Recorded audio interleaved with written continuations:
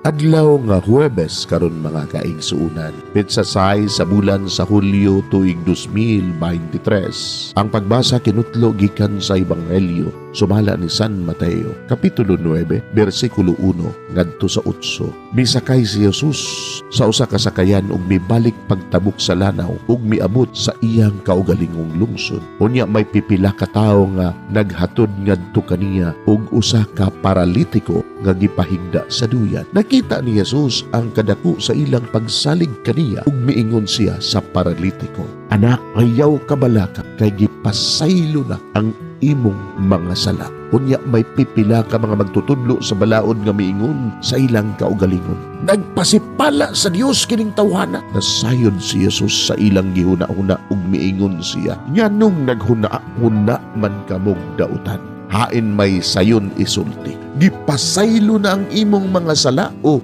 bangon og lakaw. Karon ipakita ko kaninyo nga ang Anak sa Tao may gahom dinhi sa yuta sa pagpasaylo sa mga sala." Busa miingon siya sa paralitiko, "Bangon, dad-a ang imong gihigdaan og pauli sa inyo." Ug mibangon ang paralitiko ug mipauli. Sa pagkakita sa mga tao niini, nahingangha sila ug gidayeg nila ang Dios tungod sa paghatag niya ni ining gahuma ngadto sa mga tao.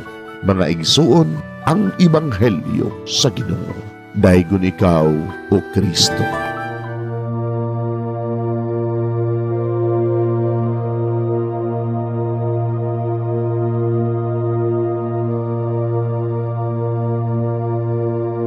Pagampo sa dili pa magsugod sa trabaho.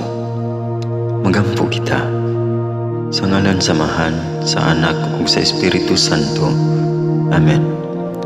Langit no namong Amahan, sa among pagsulod nining trabahoan, among gidala ang imong presensya uban kanamo.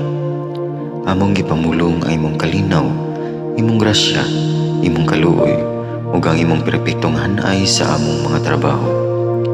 Among gipadayag ang imong gahom labaw sa tanan diha sa mga butang nga among mahimo, masulti, mahuna-unaan ug mahukman sulod nining adlaw.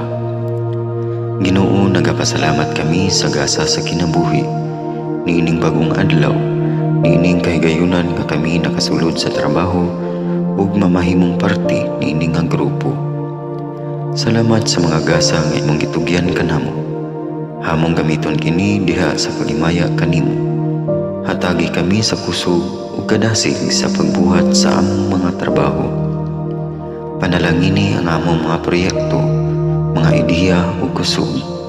Aron sa ingon, bisan sa pinakagamay namong mga kalampusan, magahatag kini sa imong himaya. Ubani kami, Ginoo, sa among pagtrabaho nining adlaw. Puna kini nga lugar sa inspirasyon ug kusog. Tabangi kami nga magtrabaho isip usa ka grupo nga mapakita sa usag-usa ang kamaayo. Himua kami nga maayo nga makabot namo ang mga butang nga kinahanglan namong buhaton. Himua kini nga lugar nga puno sa kalipay ug panaghigalaay.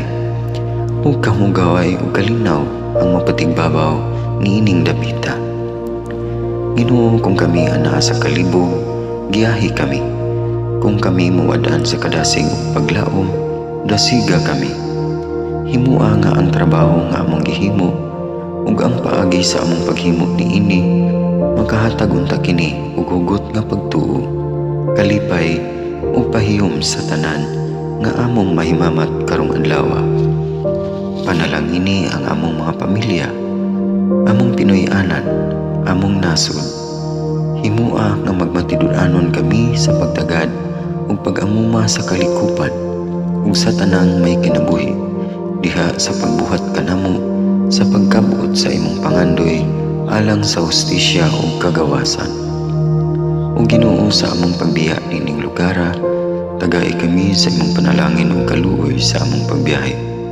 Panalangini ang among mga pamilya ug Pinoy-anan nga anaon ta sa maayong kahimtang sama sa among pagbiya kanila. Ginoo, salamat sa tanang butang nga imong nabuhat, sa tanang butang nga imong gibuhat ug sa tanang butang nga imong buhaton pa. Sa ngalan ni Jesus, among giampo diha sa tumang pagigugma ug pagpasalamat. Amen. Sa ngalan sa Amahan, sa Anak ug sa Espiritu Santo. Amen.